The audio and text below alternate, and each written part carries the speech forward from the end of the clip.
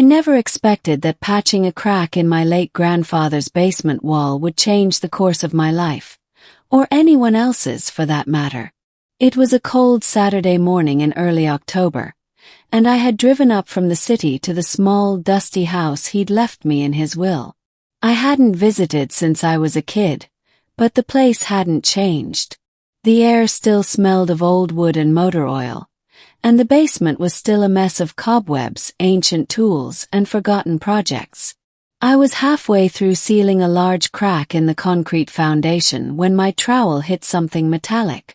At first, I thought it was a pipe or maybe some old conduit, but as I chipped away more of the concrete, I realized it was smooth, unnaturally smooth and curved. Curiosity turned to obsession. I grabbed a hammer and chisel and started prying away at the cement like a man possessed. Dust filled the air, my arms ached and my knuckles bled, but finally, after hours of work, I uncovered what looked like the surface of a sleek metallic pod, about 6 feet long and 3 feet wide, resting in a shallow cavity beneath the floor. There was no visible seam, no handle, no lock. Just an oval indentation on one end. I pressed it without thinking. Pod hissed. I jumped back, heart pounding in my chest.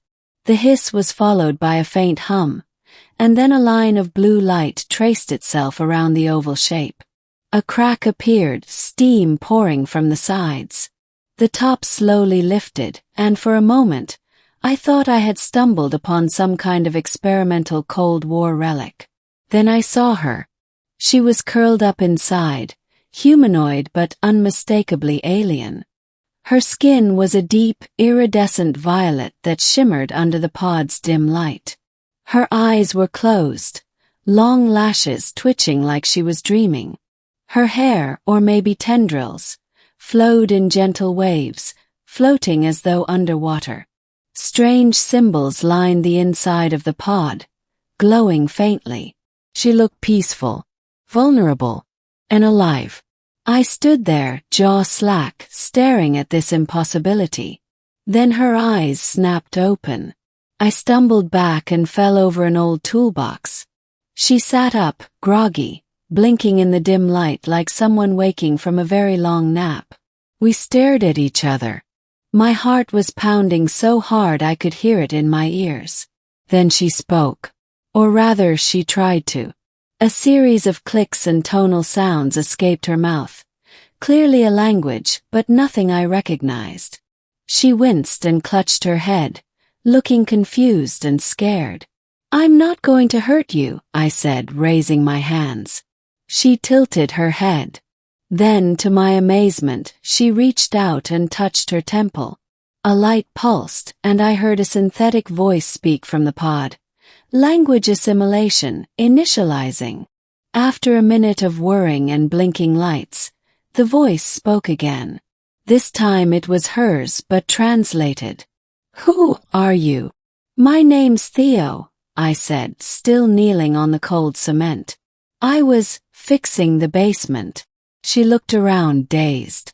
"How long since landing?" "Landing?" "Yes. I have no idea. My grandfather lived here for 50 years. He passed away last month." She looked down, her expression unreadable. "That long?" I helped her out of the pod. She was taller than me, graceful, wearing what looked like a metallic bodysuit that shimmered like her skin.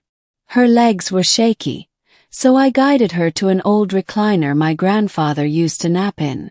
She sat, looking around with wide, astonished eyes. "I don't know what you're doing here," I said. "But you're safe. I won't tell anyone." She nodded slowly. "My name is Varela. Crash. Damaged ship. I used escape pod. Your world's density and radiation made repairs impossible. I entered stasis." And blinked. "How were you even alive all this time?" She gestured vaguely. "Biostasis. Advanced technology. Preserves life for centuries if needed." I sat across from her, trying to process everything. An alien had been sleeping beneath my grandfather's basement for decades, and he never told anyone. Ugh. I searched the basement and found an old filing cabinet. Inside, buried among schematics and receipts, I found a folder labeled simply, Project Guest. Inside were notes, drawings, and what looked like translation attempts. My grandfather had known about her. He'd hidden her, protected her, maybe even tried to communicate. The notes were faded, but one thing stood out. A line scrawled in his handwriting. Too intelligent to be afraid of. She needs help. She's just lost. Varela saw the notes and stared for a long time. He was kind. He brought warmth. Food. Could not speak. But I knew he meant no harm. You remember him? She nodded. He was old. Gentle. Played music on strange box. She mimed turning knobs. He called it radio. I smiled despite myself. That was Grandpa. Over the next few days, Varela recovered. I brought her food, anything soft and warm, and she devoured it like she hadn't eaten in years. She slept a lot but also asked questions. She was fascinated by everything. Cell phones, ceiling fans, books, even the microwave. We talked for hours. I learned that her species, the Ilari, were explorers, not conquerors. Her ship had been damaged during a scouting mission. She'd chosen Earth as an emergency landing site because it had water, oxygen, and primitive but promising species. Primitive, huh? I said with mock offense. He smirked. You are clever, emotional, driven by heart, not just reason.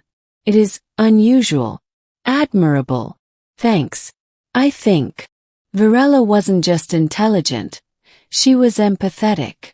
She spoke of the stars like they were friends and told stories of planets with oceans of crystal, forests that sang when the wind blew, moons with gravity so light you could float for hours.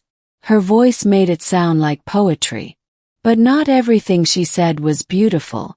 She warned me about others. There are races who would enslave your kind. Use your bodies, your minds, your resources. If they knew you existed, truly knew, they would come. Are you saying Earth isn't ready? She hesitated. You are not united. You fight yourselves. But you have potential. That's why I stayed. I believed in your kind. Something in my chest tightened. We kept her hidden for weeks. I installed soundproofing in the basement, blocked all windows, and made sure no one saw her. She wore one of Grandpa's old hoodies when she ventured upstairs. To any neighbor peeking in, she was just a tall woman with weird fashion sense. But things couldn't stay secret forever. One night, while we were watching a documentary about the Voyager probe, she stiffened. They sent this into space. Yeah. It's kind of like a message in a bottle. She looked genuinely horrified. You gave them your coordinates, your biology, your language. My stomach dropped. You mean, we told the universe where to find us? She nodded. And now they will come. Few days later we felt it. A strange hum in the air. Lights in the night sky that didn't behave like satellites. Electronics in the house began glitching. They found you, she said. Who? She didn't answer. Instead, she returned to the pod. Her fingers danced across the panel. Lights flickered. Something deep underground groaned to life. My distress signal. It's still transmitting. I can try to reroute it, to call allies instead. Wait. Allies? Varela looked at me with fire in her eyes. I will not let them harm you. For the first time, I saw the warrior beneath her calm demeanor. She stood tall, powered by something deep and fierce.